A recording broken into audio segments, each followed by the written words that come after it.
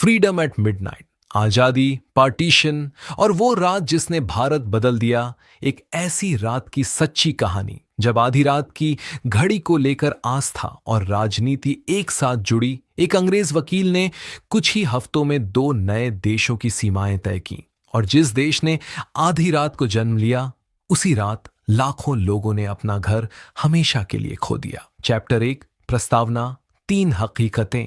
एक ही रात, 14 अगस्त 1947। दिल्ली में लोग आजादी का इंतजार कर रहे थे। कुछ 100 किलोमीटर दूर लोग अपने घर छोड़ रहे थे, और एक कमरे में एक आदमी नक्शे पर रेखाएं खींच रहा था। उसे पता था उसकी खींची एक रेखा लाखों लोगों की जिंदगी बदलने वाली थी। और सबसे अजीब बात, उस आदमी ने भारत को इससे पहले कभी अपनी आंखों से देखा ही नहीं था। यह 3 हकीकतें एक ही मुल्क में एक ही समय पर घट रही थीं। दिल्ली में जश्न की तैयारी, पंजाब में डर और पलायन, और एक बंद कमरे में एक ऐसा नक्शा जिसे अभी किसी को नहीं दिखाया गया था। भारत आधी रात को आजाद होने वाला था। किसी सुबह, किसी दोपहर नहीं, ठीक 12 बजे रात को। यह फैसला कैसे हुआ, इसकी कहानी खुद अपने आप में दिलचस्प है, और हम इसे आगे विस्तार से देखेंगे। ये कहानी है उस आधी रात की जब एक साम्राज्य खत्म हुआ,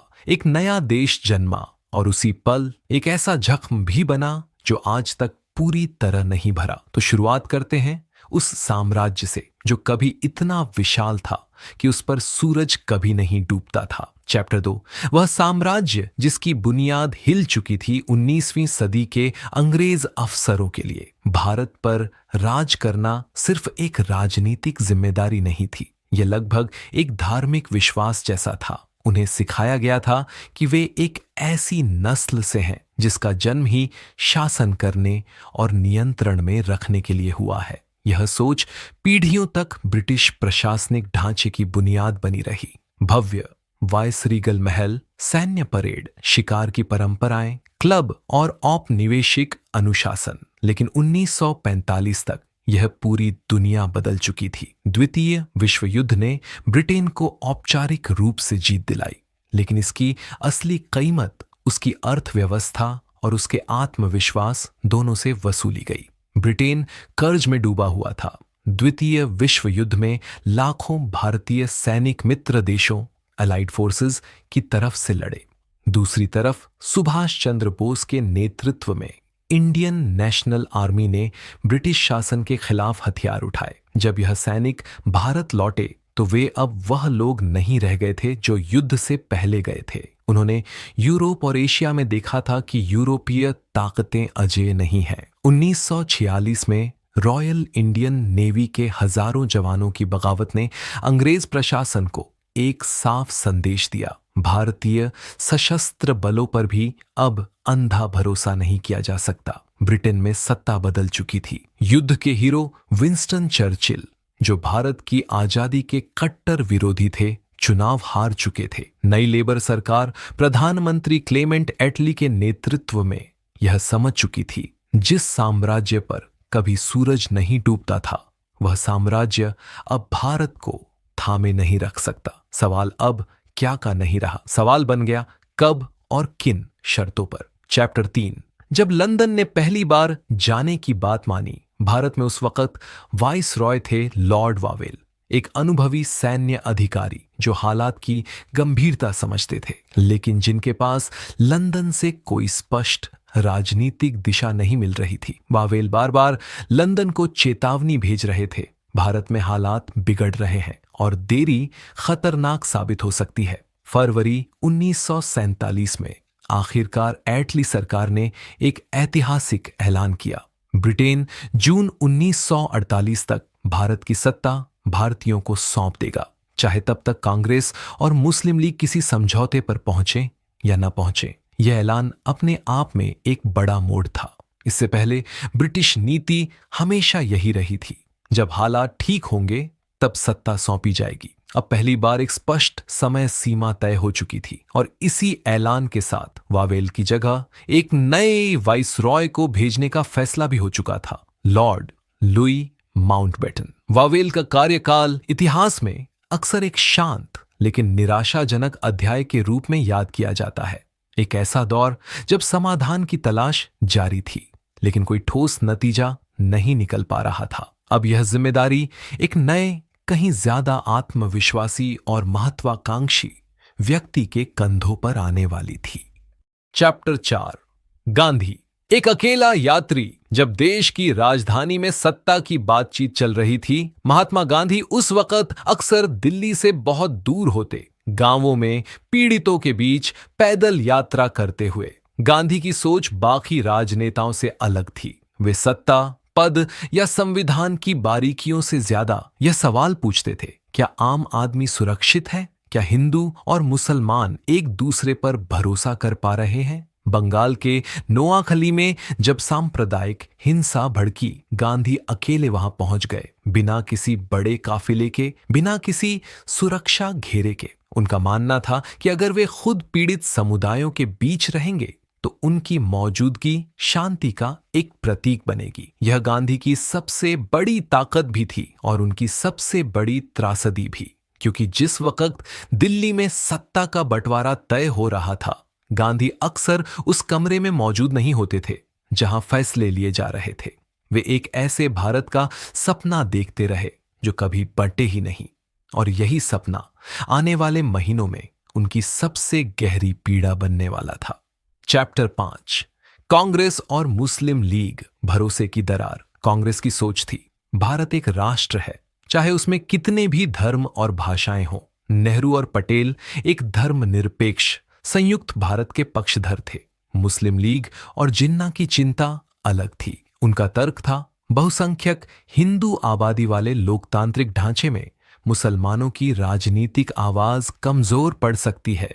यह टकराव सिर्फ धार्मिक नहीं था, यह सत्ता में हिस्सेदारी, नौकरियों, प्रतिनिधित्व और भविष्य की सुरक्षा से जुड़ा गहरा राजनीतिक मसला था। 1946 के प्रांतीय चुनावों ने इस दरार को और चौड़ा कर दिया। मुस्लिम लीग ने मुस्लिम बहुल सीटों पर भारी जीत हासिल की, जिससे उसे यह दावा करने का आधार मिल गया कि वह भारत के मुसलमानों की सबसे बड़ी आवाज है। दोनों पक्षों के बीच भरोसे की कमी लगातार गहराती गई। कांग्रेस पर आरोप था कि वह लीग को बराबरी का साझेदार मानने को तैयार नहीं। लीग पर आरोप था कि वह सत्ता बंटवारे के नाम पर देश तोड़ने पर अड़ी है।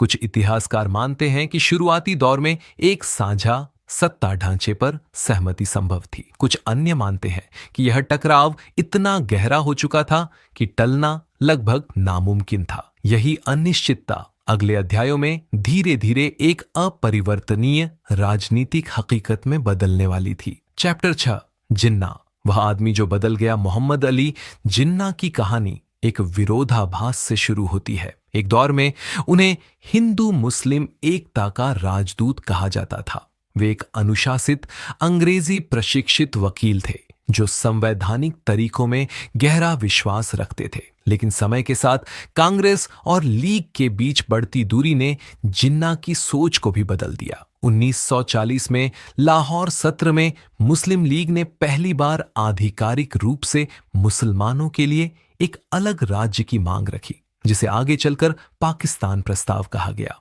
जिन्ना का तर्क था कि भारत में हिंदू और मुसलमान दो अलग कौमें हैं, जिसे टू नेशन थ्योरी कहा गया। यह सिद्धांत आज भी विवादित है।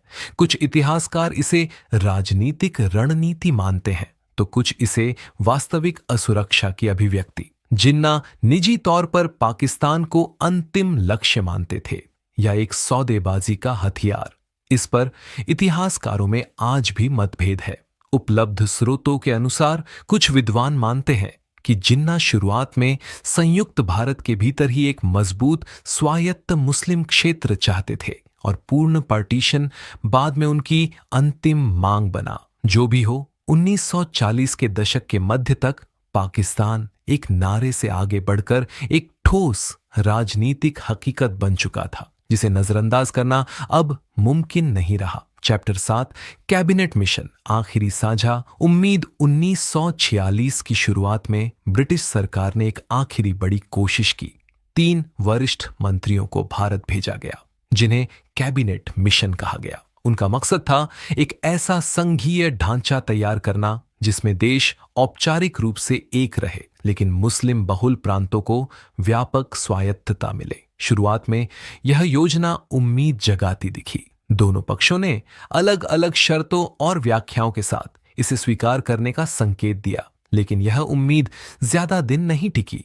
कांग्रेस और लीग ने इस योजना की अलग अलग व्याख्या की और नेहरू के एक बयान ने लीग के भीतर यह डर पैदा कर दिया कि कांग्रेस बाद में इस समझौते से मुकर सकती है। भरोसे की जो थोड़ी बहुत गुंजाइश बची थी वह भी टूट गई। अगस्त 1946 में मुस्लिम लीग ने डायरेक्ट एक्शन डे का ऐलान कर दिया, अपनी मांगों के समर्थन में सीधी कार्रवाई का दिन। कैबिनेट मिशन, जो शायद अखंड भारत को बचाने का आखिरी मौका था, नाकाम हो चुका था और इसके बाद जो हुआ उसने भारत के इतिहास की दिशा हमेशा के लिए बदल दी। Chapter 8, direct action day. Calcutta में खून, 16 अगस्त 1946। कलकत्ता की सड़कों पर बड़े पैमाने पर सांप्रदायिक दंगे भड़क उठे। यह हिंसा इतनी भयानक थी कि इसे इतिहास में ग्रेट कलकत्ता किलिंग्स के नाम से जाना जाता है।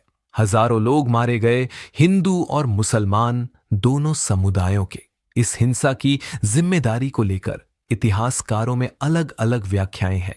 किसने पहले हमला किया, प्रशासन ने कितनी देर से प्रतिक्रिया दी और स्थानीय राजनीति ने इसमें कितनी भूमिका निभाई, इन सवालों के जवाब आज भी विवादित है और यह डॉक्यूमेंट्री किसी एक पक्ष को पूर्ण दोषी नहीं ठहराती।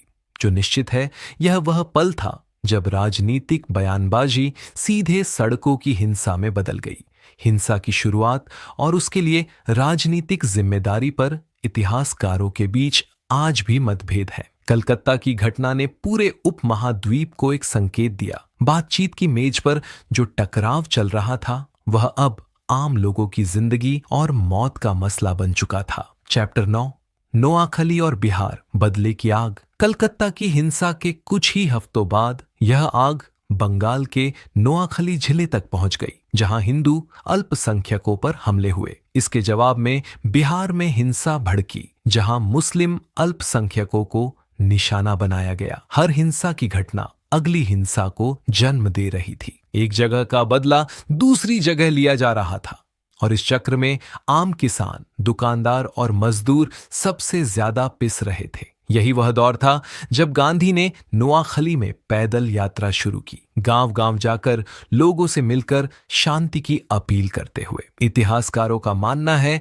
कि इस दौर की हिंसा ने राजनीतिक नेतृत्व पर गहरा मनोवैज्ञानिक असर डाला। जो नेता अब तक पार्टीशन को टालने की कोशिश कर रहे थे, वे अब यह सोचने लगे, शायद अलगाव ही हिंसा रोकने का एकमात्र रास्ता है। यह एक कड़वी विडंबना थी। पार्टीशन को अक्सर हिंसा रोकने के उपाय के रूप में पेश किया गया, जबकि आगे चलकर पार्टीशन के दौरान ही अब तक की सबसे भयानक हिंसा देखी जाएगी। चैप्टर 10, 565 रियासतें, हाथी, जवाहरात और एक डूबती दुनिया। आजादी की इस कहानी में एक हिस्सा अक्सर भुला दिया जाता है। भारत उस वक्त सिर्फ ब्रिटिश शासित प्रांतों का देश नहीं था। भारत में करीब 565 देसी रियासतें थीं, कुछ इतनी बड़ी कि उनका क्षेत्रफल यूरोप के कई देशों से बड़ा था, कुछ इतनी छोटी कि उनका पूरा राज्य सिर्फ कुछ गांवों तक सीमित था। इन रियासतों के महाराजा और नवाब एक ऐसी दुनिया में रहते थे जो बाकी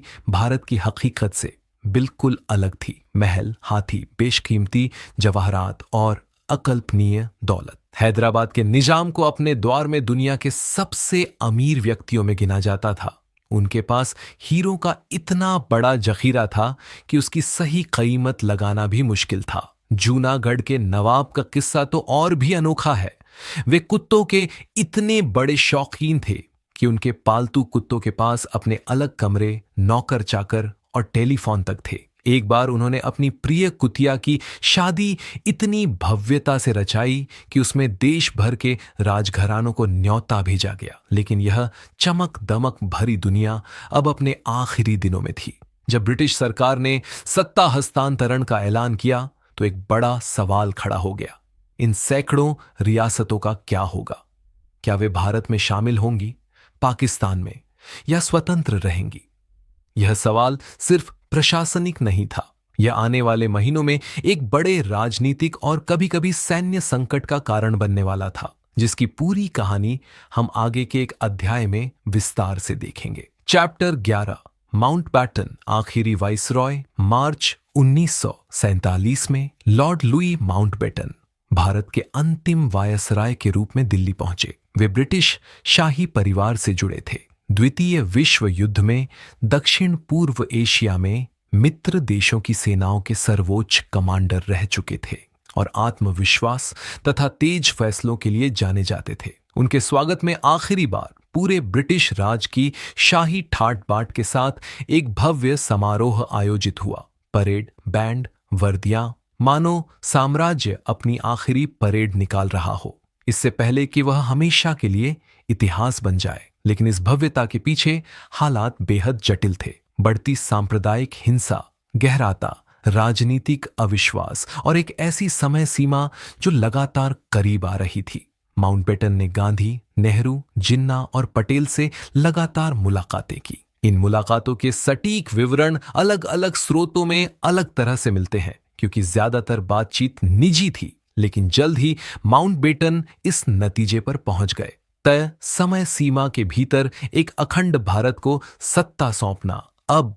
व्यावहारिक रूप से मुमकिन नहीं है। और फिर उन्होंने एक ऐसा फैसला लिया जिसने पूरी प्रक्रिया की रफ्तार बदल दी। सत्ता हस्तांतरण की समय सीमा को जून 1948 से घटाकर महज कुछ महीनों में समेट दिया गया। अब समय हर पक्ष का सबसे बड़ा दुश्मन बन चुका था। चैप्टर 12, सबसे जटिल तलाक।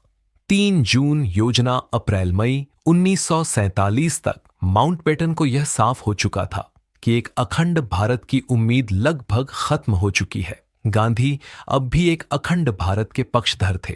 कुछ स्रोतों के अनुसार उन्होंने यहां तक सुझाव दिया कि सत्ता जिन्ना को सौंप दी जाए ताकि पार्टीशन से बचा जा सके।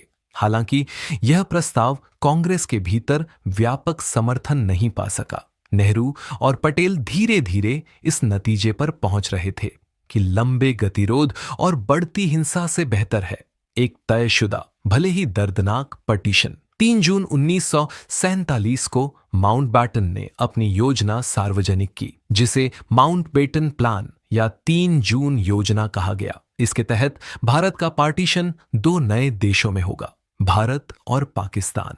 पंजाब और बंगाल, जहां हिंदू, मुसलमान और सिख आबादी लगभग बराबर या मिलीजुली थी, इन प्रांतों को भी धार्मिक बहुसंख्या के आधार पर बांटा जाएगा। इस पूरी प्रक्रिया को इतिहासकारों ने अक्सर एक तलाक़ की तरह वर्णित किया है। 2 हिस्सों को अलग करना जो दशकों बल्कि सदियों से एक दूसरे से गूंथे हुए थे।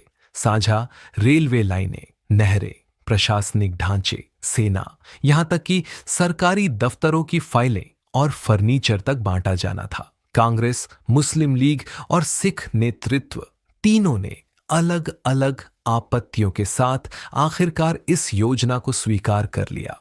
यह किसी की पूरी जीत नहीं थी, यह हर पक्ष के लिए एक कठिन, दर्दनाक समझौता था। चैप्टर 13, आजादी की तारीख और आधी रात का सवाल। अब वापस आते हैं उस सवाल पर जिससे हमने यह कहानी शुरू की थी।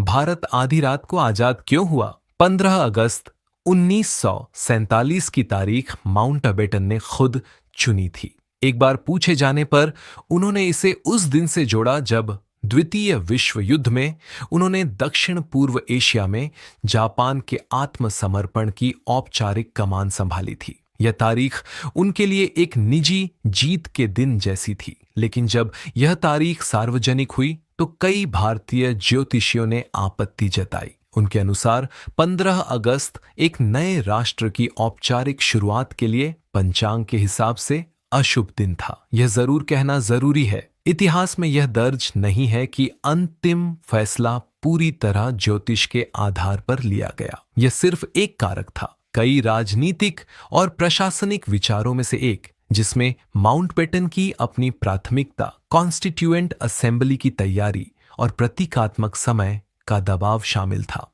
जो व्यवस्था आखिरकार बनी वह इन सारी बातों का एक व्यावहारिक मेल थी। इंडियन इंडिपेंडेंस एक्ट के तहत भारत और पाकिस्तान दो नए डोमिनियंस के रूप में 15 अगस्त 1947 से प्रभावी रूप से अस्तित्व में आए, जबकि इसकी घोषणा और कॉन्स्टिट्यूएंट असेंबली का ऐतिहासिक मिडनाइट सत्र 14 और 15 अगस्त की दरमियानी रात हुआ, ठीक उस क्षण जब घड़ी ने रात के 12 बजाए। यह छोटी सी घटना अपने आप में बहुत कुछ कहती है। यह दिखाती है कि भारत की आजादी सिर्फ बड़े राजनीतिक फैसलों से नहीं, बल्कि सांस्कृतिक आस्था, प्रतीकों और मानवीय हिचकिचाहट के मेल से भी बनी थी। इतिहासकारों के बीच यह बहस आज भी जारी है कि ज्योतिष का असल असर कितना बड़ा था। कुछ इसे एक मामूली, बाद में बढ़ा चढ़ाकर बताया गया किस्सा मानते हैं, तो कुछ इसे उस दौर के फैसलों की एक असली परत। चैप्टर 14, रेडक्लिफ, वह आदमी जिसने भारत कभी नहीं देखा था। पार्टीशन का फैसला हो चुका था, लेकिन एक बड़ा सवाल अब भी बाकी था, सीमा रेखा कहां खींची जाएगी। इस काम के लिए एक ब्रिटिश वकील को चुना गया, सिरिल रेडक्लिफ। सबसे हैरान करने वाली बात यह थी, उन्होंने इससे पहले भारत की जमीन पर कदम तक नहीं रखा था। वे एक अनुभवी और सम्मानित बैरिस्टर थे, लेकिन भारत के भूगोल और स्थानीय हालात से उनका सीधा परिचय नहीं था। यही तर्क दिया गया कि उन्हें क्यों चुना गया, ताकि उन्हें किसी भी पक्ष के प्रति पक्षपाती न माना जा सके। बेशक उन्हें प्रशासनिक अधिकारियों, नक्शों और सलाहकारों की पूरी टीम की मदद हासिल थी, फिर भी कुछ ही हफ्तों के भीतर उन्हें यह तय करना था कि दो सबसे जटिल, सबसे मिलीजुली आबादी वाले क्षेत्र, पंजाब और बंगाल, किस तरह बांटे जाएंगे। रैडक्लिफ दिल्ली के एक होटल में अलग थलग रखे गए।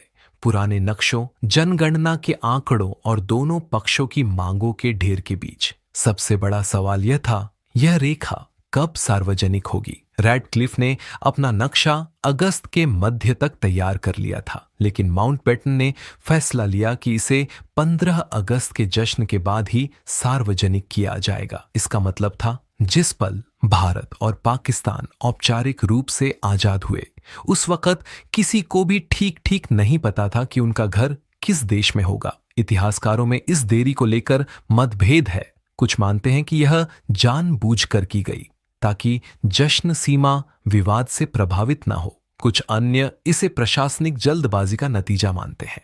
जो भी वजह रही हो, इस देरी का असर बेहद गंभीर साबित होने वाला था, जब कुछ ही दिनों बाद यह रेखा सार्वजनिक हुई। चैप्टर 15, झंडे की कहानी। चरखे से अशोक चक्र तक आजादी से ठीक पहले एक और छोटा, लेकिन भावनात्मक रूप से गहरा विवाद सामने आया। नए भारत का झंडा कैसा होगा। दशकों से कांग्रेस आंदोलन के दौरान जिस तिरंगे झंडे का इस्तेमाल होता आया था, उसके बीच में गांधी का प्रिय प्रतीक था, चरखा, यानी स्वदेशी और आत्मनिर्भरता का प्रतीक, जिसे गांधी ने खुद डिजाइन करने में मदद की थी। लेकिन आजादी के करीब आते आते कांग्रेस के भीतर एक बड़ा तबका चाहता था कि यह प्रतीक बदला जाए। उनकी नजर में चरखा अतीत का प्रतीक था। एक नए आधुनिक राष्ट्र के झंडे के लिए वे कुछ और चाहते थे। आखिरकार झंडे के केंद्र में जगह दी गई सम्राट अशोक के धर्म चक्र को, जो शक्ति, गति और न्याय का प्रतीक माना जाता था। गांधी को यह फैसला गहरे दुख के साथ पता चला। समकालीन विवरणों के अनुसार उन्होंने अपनी असहमति खुलकर जताई थी और चरखे को हटाए जाने पर निराशा व्यक्त की थी। हालांकि उनके ठीक ठीक शब्दों को लेकर अलग अलग स्रोतों में थोड़ा अंतर मिलता है, इसलिए इस डॉक्यूमेंट्री में हम किसी एक निश्चित उद्धरण का दावा नहीं करेंगे। यह छोटी सी घटना दिखाती है, जिस आजादी के लिए गांधी ने अपनी पूरी जिंदगी लगा दी, वह आजादी भी अपने आखिरी दिनों में उनकी उम्मीदों से अलग शक्ल लेती जा रही थी। यह निराशा सिर्फ पहली थी। आने वाले दिनों में गांधी के लिए और भी बड़े झटके इंतजार कर रहे थे। चैप्टर 16, गांधी की अलग आजादी। कलकत्ता का फकीर जब दिल्ली आजादी के जश्न की तैयारी कर रहा था, महात्मा गांधी दिल्ली में नहीं थे। वे कलकत्ता में थे, उस शहर में जिसने साल भर पहले सबसे भयानक सांप्रदायिक हिंसा देखी थी। गांधी का मानना था कि असली आजादी सिर्फ सत्ता हस्तांतरण से नहीं आती। यह तभी सार्थक है जब लोग सुरक्षित महसूस करें, चाहे उनका धर्म कुछ भी हो। 15 अगस्त 1947 के दिन जब दिल्ली में तिरंगा फहराया जा रहा था और नेहरू संसद में ऐतिहासिक भाषण दे रहे थे, गांधी उस दिन कलकत्ता में उपवास और प्रार्थना में थे, सांप्रदायिक शांति की अपील करते हुए। यह विरोधाभास अपने आप में बहुत कुछ कहता है। जिस व्यक्ति ने दशकों तक भारत की आजादी के लिए संघर्ष किया, वह आजादी के सबसे बड़े जश्न वाले दिन राजधानी में मौजूद नहीं था। गांधी के लिए पार्टीशन एक व्यक्तिगत हार जैसा था। उनके इस फैसले को दिल्ली की बजाय बंगाल में रहने का इतिहासकार अक्सर उनके जीवन के सबसे प्रतीकात्मक क्षणों में से एक मानते हैं। समकालीन विवरणों में उनकी मौजूदगी को कलकत्ता में शांति स्थापित करने वाली महत्वपूर्ण ताकतों में से एक माना गया है, लेकिन पंजाब में जहां गांधी मौजूद नहीं थे, हालात कहीं ज्यादा भयानक होने वाले थे। चैप्टर 17। जब दुनिया सो रही थी, 14 अगस्त 1947 की रात कराची में पहले ही एक अलग समारोह हो चुका था। पाकिस्तान की स्वतंत्रता का जश्न, जिसमें मोहम्मद अली जिन्ना ने पाकिस्तान के पहले गवर्नर जनरल के रूप में शपथ ली। दिल्ली में कॉन्स्टिट्यूएंट असेंबली की एक विशेष आधी रात की बैठक बुलाई गई थी। लाल किले के आसपास इंडिया गेट पर कनॉट प्लेस में हर तरफ भीड़ जमा हो रही थी। रात के ठीक 11 बजे कॉन्स्टिट्यूएंट असेंबली की बैठक शुरू हुई। सभा हॉल पूरी तरह भरा हुआ था। भारत के भावी नेता, स्वतंत्रता सेनानी और वे लोग जिन्होंने दशकों यह दिन देखने का सपना देखा था। आधी रात के उस ऐतिहासिक सत्र में जवाहरलाल नेहरू ने वह भाषण दिया जिसे दुनिया आज ट्रिस्ट विद डेस्टिनी यानी नियति से साक्षात्कार के नाम से जानती है। कॉन्स्टिट्यूएंट असेंबली के आधिकारिक रिकॉर्ड में यह सत्र 14 से 15 अगस्त की दरमियानी रात का दर्ज है। इस भाषण में उन्होंने कहा कि जब दुनिया सो रही है, भारत जीवन और आजादी की ओर जाग रहा है। यह एक संक्षिप्त दस्तावेजीकृत भाषण का सार है। पूरा भाषण सार्वजनिक अभिलेखों में उपलब्ध है। सभा हॉल तालियों से गूंज उठा। बाहर दिल्ली की सड़कों पर लाखों लोग खुशी से झूम उठे। भारत औपचारिक रूप से एक स्वतंत्र संप्रभु राष्ट्र बन चुका था। लेकिन ठीक उसी पल देश के दूसरे हिस्सों में, खासकर पंजाब में, एक अलग हकीकत सामने आ रही थी। जश्न की यह रात लाखों लोगों के लिए अपने घरों से आखिरी रात भी साबित होने वाली थी। चैप्टर 18। आजादी की पहली सुबह रात की कॉन्स्टिट्यूएंट असेंबली की ऐतिहासिक बैठक आजादी की औपचारिक संवैधानिक शुरुआत थी। लेकिन आम जनता के लिए जिस दृश्य को आज सबसे ज्यादा याद किया जाता है, वह इसके बाद आया। दिन में लाल किले पर सार्वजनिक ध्वजारोहण समारोह, जहां प्रधानमंत्री नेहरू ने देश को संबोधित किया। 15 अगस्त 1947 को दिल्ली एक अभूतपूर्व नजारा बन चुकी थी। लाखों लोग सड़कों पर उतर आए थे। पूरे देश में जगह जगह जश्न, जुलूस और सामूहिक उत्सव देखे गए। अखबारों ने इसे सदी की सबसे बड़ी खबर के रूप में छापा। रेडियो पर लगातार आजादी के समाचार और भाषण प्रसारित हो रहे थे। यह उन करोड़ों भारतीयों के लिए एक ऐतिहासिक पल था जिन्होंने दशकों तक इस दिन का इंतजार किया था, जिन्होंने जेल की सजाएं काटी, आंदोलन किए और अपनी जिंदगी इस सपने को साकार करने में लगा दी। लेकिन यह जश्न पूरे देश में एक जैसा नहीं था। जहां दिल्ली, बॉम्बे और मद्रास जैसे शहरों में उल्लास का माहौल था, वहीं पंजाब और बंगाल के सीमावर्ती इलाकों में एक अलग, कहीं ज्यादा अनिश्चित हकीकत पहले से ही शुरू हो चुकी थी। आजादी की यह सुबह भारत के इतिहास में एक साथ दो बिल्कुल अलग कहानियां लेकर आई थी। चैप्टर 19। हमारे लोग पागल हो गए हैं। पार्टीशन की हिंसा 17 अगस्त 1947 को रेड क्लिफ रेखा आखिरकार सार्वजनिक की गई। अब लोगों को पता चला उनका घर, उनका खेत, उनका शहर किस देश में है। जिन इलाकों में हिंदू, मुसलमान और सिख सदियों से साथ रहते आए थे, वहां अचानक एक रेखा खींच गई थी। पंजाब में यह ऐलान भारी उथल पुथल लेकर आया। जो हिंसा अब तक सिर्फ शहरों तक सीमित थी, अब पूरे प्रांत में फैल गई। गांव के गांव जला दिए गए। ट्रेनों पर हमले हुए। दोनों तरफ भारत की ओर जाने वाले हिंदू सिख शरणार्थियों पर और पाकिस्तान की ओर जाने वाले मुस्लिम शरणार्थियों पर भयानक हिंसा हुई। समकालीन विवरणों में इस दौर का वर्णन अक्सर इन्हीं शब्दों में मिलता है, जैसे सामान्य इंसान अचानक अपनी इंसानियत भूल गए हो, जैसे सालों का साथ, पड़ोस और भाईचारा कुछ ही दिनों में मिट गया हो। यह हिंसा किसी एक समुदाय तक सीमित नहीं थी। हिंदू, मुसलमान, सिख तीनों समुदायों ने हिंसा झेली भी और की भी। मृतकों की संख्या का कोई निश्चित आंकड़ा उपलब्ध नहीं है। अलग अलग इतिहासकारों और अध्ययनों में अनुमान काफी अलग है। कुछ शोध 2 लाख के आसपास की संख्या बताते हैं, तो कुछ 20 लाख तक का अनुमान लगाते हैं। यह अनिश्चितता खुद इस त्रासदी की भयावहता को दर्शाती है। यह वह हकीकत थी जो जश्न की तस्वीरों में नजर नहीं आती, लेकिन इतिहास का हिस्सा है और इसे नजरअंदाज नहीं किया जा सकता। चैप्टर 20 आधुनिक इतिहास के सबसे बड़े पलायनों में से एक पार्टीशन के ऐलान के साथ आधुनिक इतिहास के सबसे बड़े सामूहिक पलायनों में से एक शुरू हुआ। अनुमान है कि 1 करोड़ या उससे भी ज्यादा लोग विस्थापित हुए। हिंदू और सिख पाकिस्तान से भारत की ओर और मुसलमान भारत से पाकिस्तान की ओर। ट्रेनें शरणार्थियों से खचाखच भरी हुई थी। कुछ ट्रेनें अपने गंतव्य तक कभी सुरक्षित नहीं पहुंची।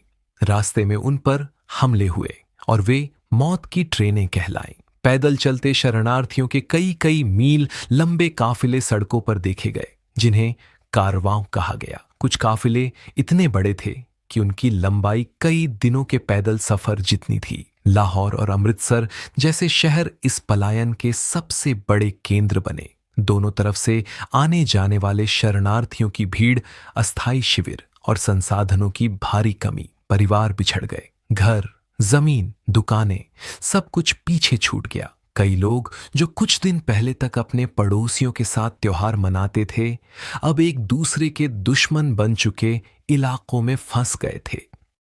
यह पलायन सिर्फ एक आंकड़ा नहीं है, यह लाखों निजी कहानियों का समूह है, जिनमें से ज्यादातर आज भी अनकही हैं। आजादी और यह त्रासदी दोनों एक ही समय पर घटित हुए, एक ही उपमहाद्वीप में, एक ही आसमान के नीचे। चैप्टर 21 जूनागढ़, हैदराबाद, कश्मीर। अधूरा भारत आजादी मिलने का मतलब यह नहीं था कि भारत का नक्शा पूरी तरह तय हो चुका था। जिन 565 रियासतों का जिक्र हमने पहले किया था, उनमें से ज्यादातर ने भारत या पाकिस्तान में विलय को स्वीकार कर लिया। सरदार पटेल ने इस जटिल प्रक्रिया का नेतृत्व किया और कूटनीतिक कोशिशों से अधिकांश रियासतों को भारत में मिलाने में कामयाबी हासिल की। लेकिन 3 रियासतें खास तौर पर विवादों में उलझ गईं। जूनागढ़ के नवाब, जिनके कुत्तों के प्रति जुनून का जिक्र हम पहले कर चुके हैं, ने अपनी हिंदू बहुल रियासत का विलय पाकिस्तान के साथ करने का ऐलान कर दिया। भले ही जूनागढ़ भौगोलिक रूप से पाकिस्तान से दूर भारत के भीतर स्थित था, यह फैसला जल्द ही टिक नहीं पाया और भारत सरकार के हस्तक्षेप के बाद रियासत का जनमत भारत के पक्ष में गया। हैदराबाद एक बड़ी और कहीं ज्यादा जटिल रियासत थी। निजाम, जिन्हें अपने दौर का सबसे धनी व्यक्ति माना जाता था, स्वतंत्र रहना चाहते थे। यह गतिरोध महीनों चला और आखिरकार 1948 में भारतीय सेना की एक कार्रवाई के बाद हैदराबाद का भारत में विलय हुआ। लेकिन इन सब में सबसे जटिल और सबसे लंबे समय तक असर डालने वाला मसला था कश्मीर। कश्मीर एक मुस्लिम बहुल आबादी वाली रियासत थी, जिसके शासक महाराजा हरि सिंह हिंदू थे।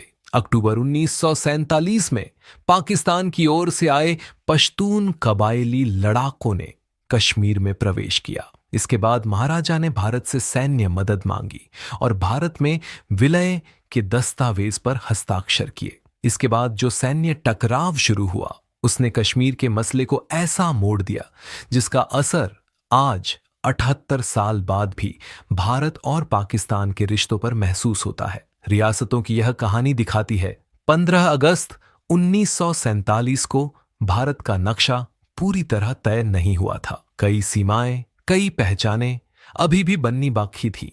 चैप्टर 22 2 लोग, पूना से। एक साजिश की शुरुआत आजादी के बाद के महीनों में गांधी का रुख कुछ लोगों को नागवार गुजर रहा था। गांधी लगातार हिंदू मुस्लिम एकता की बात कर रहे थे और पाकिस्तान को उसका बकाया वित्तीय हिस्सा दिलाने के लिए उपवास तक पर बैठे। एक ऐसा कदम जिसे कुछ कट्टरपंथी हिंदू संगठनों ने भारत के हितों के खिलाफ माना। पूना, आज का पुणे से जुड़े कुछ लोग, जिनमें नाथूराम गोडसे प्रमुख थे, इस बात से गहरे असंतुष्ट थे। गोडसे एक पत्रकार थे जो हिंदू राष्ट्रवादी विचारधारा से गहराई से जुड़े हुए थे। दस्तावेजों के अनुसार वे मानते थे कि गांधी की नीतियां पार्टीशन और उसके बाद की हिंसा के लिए जिम्मेदार हैं और गांधी पाकिस्तान के प्रति नरम रुख रखते हैं। यह डॉक्यूमेंट्री गोडसे के विचारों को सही नहीं ठहराती, बल्कि यह समझाने की कोशिश करती है कि किस राजनीतिक और वैचारिक माहौल में यह साजिश पनपी। गोडसे और उनके साथी नारायण आप्टे ने कुछ अन्य लोगों के साथ मिलकर गांधी की हत्या की योजना बनानी शुरू की। इस समूह में मदन लाल पाहवा नाम का एक शरणार्थी युवक भी शामिल था, जो खुद पार्टीशन की हिंसा का शिकार होकर पंजाब से आया था और जिसके मन में गहरा गुस्सा भर चुका था। जनवरी 1948 की शुरुआत में इस समूह ने दिल्ली के बिड़ला हाउस में गांधी की एक प्रार्थना सभा के दौरान बम धमाका करने की कोशिश की। यह हमला नाकाम रहा और मदन लाल पाहवा को गिरफ्तार कर लिया गया, लेकिन बाकी साजिशकर्ता फरार हो गए और उन्होंने अपनी योजना छोड़ी नहीं। पुलिस जांच में ढिलाई और चूक की वजह से वे अगले कुछ ही दिनों में एक बार फिर हमले की तैयारी करने में सफल रहे। चैप्टर 23, जनवरी की वह सुबह। दूसरा सूली पर चढ़ना 30 जनवरी 1948 शाम करीब 5:17। महात्मा गांधी दिल्ली के बिड़ला हाउस में अपनी रोजाना की शाम की प्रार्थना सभा के लिए जा रहे थे, जैसा वे हर दिन करते थे, बिना किसी भारी सुरक्षा घेरे के आम लोगों के बीच चलते हुए। नाथूराम गोडसे भीड़ में मौजूद थे।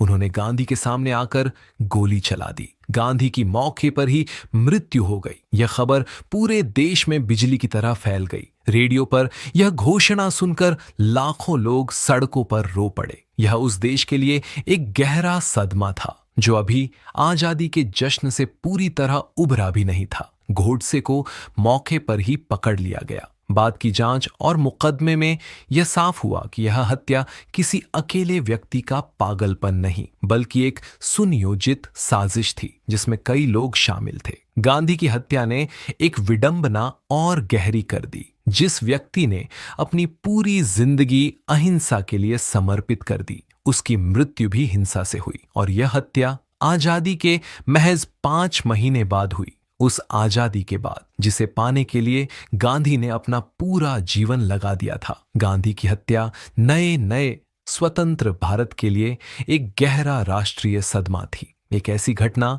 जिसने देश को अपनी सबसे बड़ी नैतिक धरोहर से वंचित कर दिया। चैप्टर 24, उपसंहार।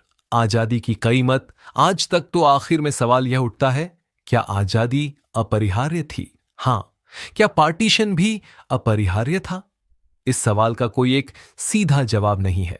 कुछ इतिहासकार मानते हैं कि पार्टीशन टाला जा सकता था अगर राजनीतिक नेतृत्व ब्रिटिश और भारतीय दोनों तरफ अलग फैसले लेता। कुछ अन्य मानते हैं कि 1947 तक हालात इतने जटिल हो चुके थे कि पार्टीशन लगभग तय हो चुका था। जो निश्चित है वह यह, आजादी की यह कहानी सिर्फ जीत की कहानी नहीं है। यह उस घड़ी की भी कहानी है जिसके समय को लेकर राजनीति, प्रशासन और उस दौर की सांस्कृतिक आस्थाएं सभी किसी न किसी रूप में मौजूद थीं। उस वकील की भी जिसने बिना भारत देखे उसकी सीमाएं खींची, उन रियासतों की भी जिनकी दुनिया हमेशा के लिए मिट गई, और उस फकीर की भी जिसने आजादी के जश्न की बजाय दंगों के बीच शांति चुनी और अंततः उसी अहिंसा की कीमत अपनी जान देकर चुकाई। भारत को एक संप्रभु राष्ट्र के रूप में एक नई शुरुआत मिली। लोकतंत्र, संविधान,